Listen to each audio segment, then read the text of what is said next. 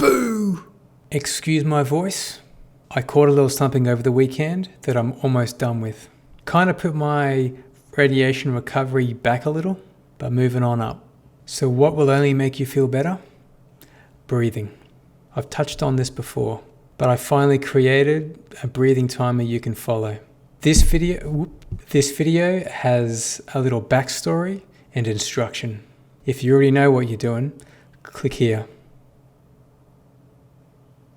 Alright, as I mentioned before, last July, August, I had 2 pleural effusions 2 weeks apart on both my lungs. I won't go into it again, but it kind of sucked. You can Google pleural effusions and how to fix them if you're interested. Then go watch a 80s slasher film. Anywho, my lungs were in a bad state. If I took a deep breath, one of 2 things would happen. Either I'd have tightness and pain, or I'd have this horrible feeling of losing my breath. Kind of like being winded. Sucked. What's really frustrating is how late in the game I started doing breathing exercises. I thought about it for 2 months.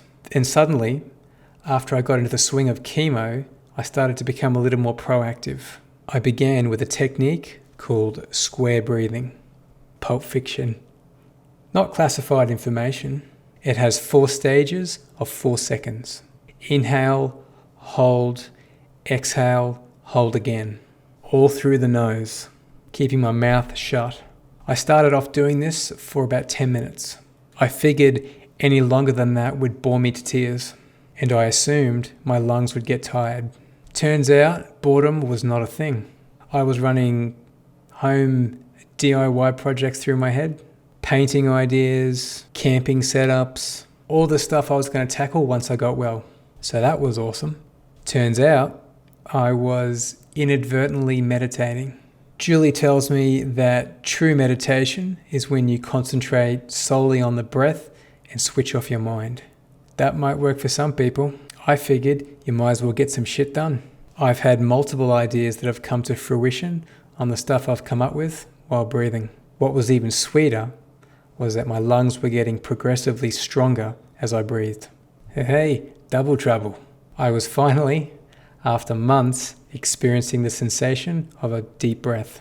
So naturally, I wanted to push it. Another awesome song. When I was 17, I was burning candles in my room and I spilt wax all over my copy of Anima. That's not, it's wax. Anyway, I pushed past 4 seconds pretty quick.